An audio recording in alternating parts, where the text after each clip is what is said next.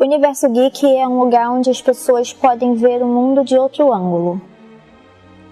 Um lugar onde você pode sonhar, onde você pode imaginar você ser um super-herói, qualquer coisa. Com o tempo as pessoas vão desconstruindo isso, vai conhecendo melhor o que é isso, né? Porque tá aparecendo mais, tá na mídia, tá no Facebook, tá no Instagram, tá em todo lugar. Então as pessoas meio que são obrigadas a ver.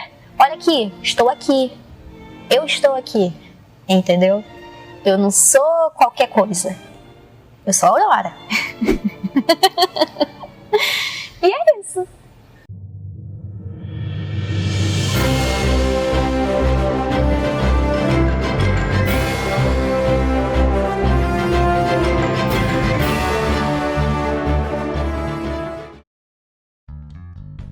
Eu consumo histórias em quadrinhos e desenhos animados no geral relacionados à cultura geek desde sempre, né? A gente, até por conta do que tinha na TV aberta, era o que estava passando, eu acho que o brasileiro sempre consumiu muito disso. É só você ver que as pessoas na faixa de idade que você vai conversar, na mesma faixa de idade que você, elas assistiam a mesma coisa que você. Não é como se, tinha isso que eu só assistia. É claro que sempre tem algo que só você conhecia, você quer compartilhar isso com mais pessoas e as pessoas ficam...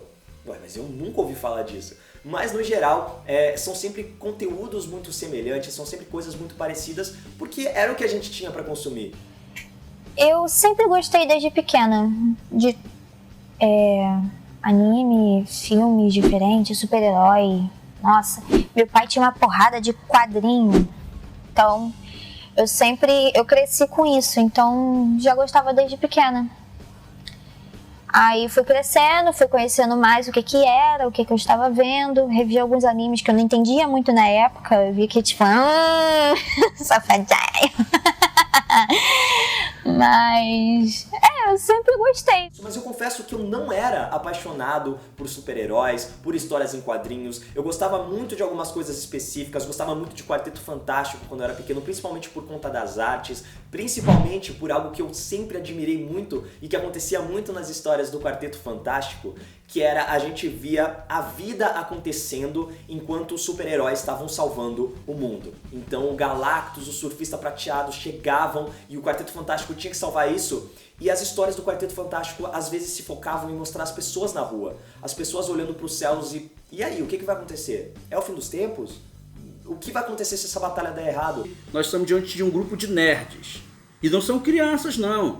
São jovens, homens, mulheres, consumidores de um universo muito particular, que é o universo da cultura pop, dos jogos eletrônicos, de uma literatura muito específica.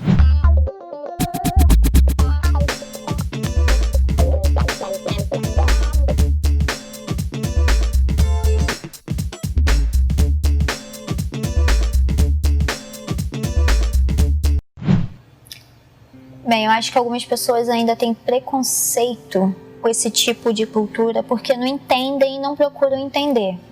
Acha bonitinho, acha maneiro, mas quando vê que é anime, K-pop, é maluco. Tem gente que assim é bizarro. Antigamente, quando não era tão bombástico assim, o pessoal achava esquisito. Não fica perto, é esquisito.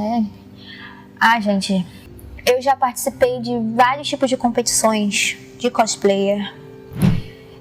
Já ganhei dinheiro com isso também. É interessante isso. No começo eu acho que era um pouco mais complicado. A Legião começou lá em 2012 e eu acho que em 2012 ainda era algo muito nichado, ainda era algo muito fechado. Mas hoje em dia é bem mais tranquilo você conversar sobre isso, inclusive as pessoas ficam mais interessadas, porque ainda é algo diferente. Apesar de ser um trabalho jornalístico, apesar de ser um trabalho audiovisual, ainda é algo que chama muita atenção, né? Mas, depois de um tempo o pessoal tá desconstruindo isso, tipo, você é cosplayer, você é esquisita. Gente, eu sofri muito bullying por causa disso. Engana-se que esses que consomem estes produtos são seres, digamos assim, alienados no sentido alemão da expressão, alienados da vida social contemporânea e de suas contradições. Muito pelo contrário, os elementos que eles consomem trazem as marcas das contradições e permitem aos indivíduos que participam desse universo refletir sobre as contradições de seu tempo. Remember, with great power comes great responsibility. Mas eu acho que isso sempre ajudou, principalmente a construir a personalidade de um indivíduo. Os heróis, as histórias em quadrinhos, no geral, esse tipo de conteúdo ele sempre agrega muito valor, porque eu acho que ele sempre traz valores muito bacanas. É claro que existem histórias que abordam algo um pouco mais sombrio, é claro que existem histórias que abordam algo de maneira diferente, mas eu acho que no geral, pelo menos no seu cerne, as histórias de super-heróis, né, que é o que eu trato bastante, elas sempre trazem uma mensagem muito positiva, elas sempre trazem uma mensagem de inspiração, elas sempre trazem algo que acrescenta. Cara, é tão popular a cultura geek, é tão popular, tão difundida, que a gente teve uma novela brasileira produzida por um canal super conservador que falava sobre super-heróis, que falava sobre mutantes. Se isso não tá difundido na cultura brasileira, eu não sei o que é.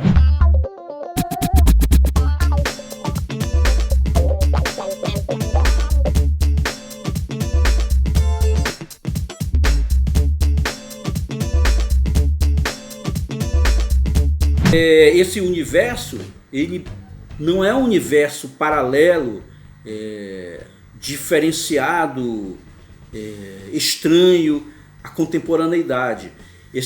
O universo geek, a cultura geek, está intimamente sintonizada com a sua época e os seus conflitos.